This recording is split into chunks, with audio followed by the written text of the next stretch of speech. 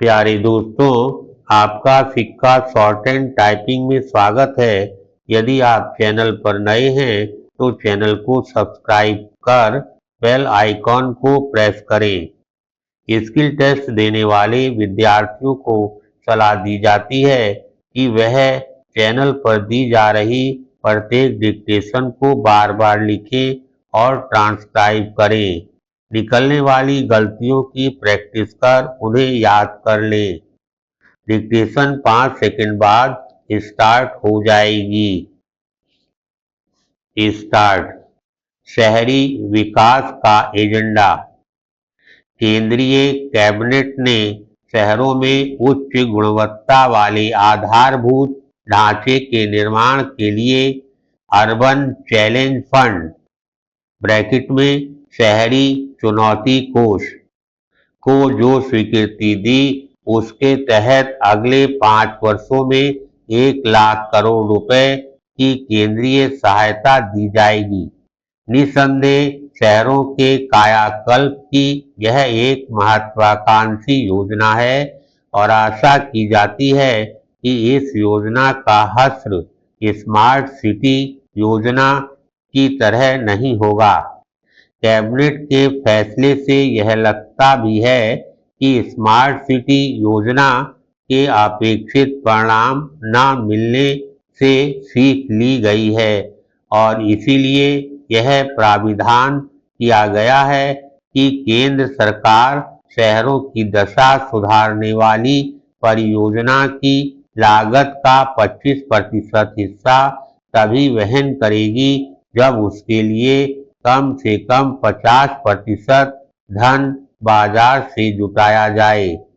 शेष 25% राशि का प्रबंध राज्य सरकारों या फिर संबंधित शहरों के स्थानीय निकायों को करना होगा।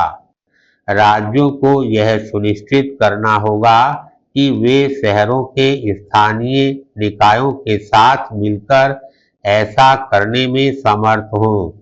चूंकि यह योजना इस वर्ष के बजट के उस प्राविधान के अनुरूप है जिसके तहत शहरों को वृद्धि के केंद्र के रूप में विकसित करने का प्रस्ताव दिया गया था, इसलिए यह कहा जा सकता है कि मोदी सरकार शहरों की दशा सुधारने के लिए प्रतिबद्ध है। पैराग्राफ।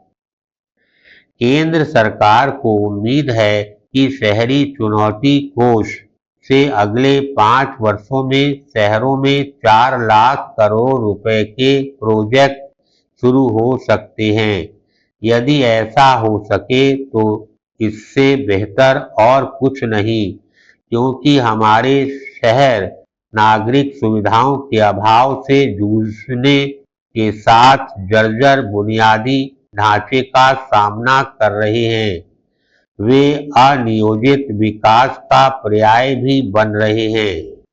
इसी कारण शहरों के बुनियादी ढांचे को संवारने अथवा नागरिक सुविधाओं को ठीक करने वाली कोई भी परियोजना कुछ ही वर्षों में अपर्याप्त अथवा समस्याग्रस्त नजर आने लगती है।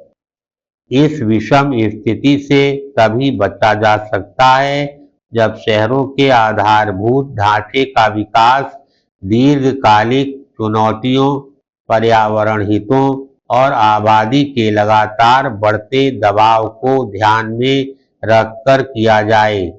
जब ऐसा होगा तभी हमारे शहर नगरीय जीवन को सुविधाजनक बनाने के साथ आर्थिक विकास के केंद्र बन पाएंगे। यदि भारत को सचमुच विकसित देश बनना है तो उसे अपने छोटे बड़े शहरों को संवारना ही होगा, क्योंकि एक तो आने वाले समय में शहरों में रहने वाली आबादी तेजी से बढ़ेगी और दूसरे यह किसी से छिपा नहीं कि आज के युग में शहर आर्थिक प्रगति के इंजन हैं।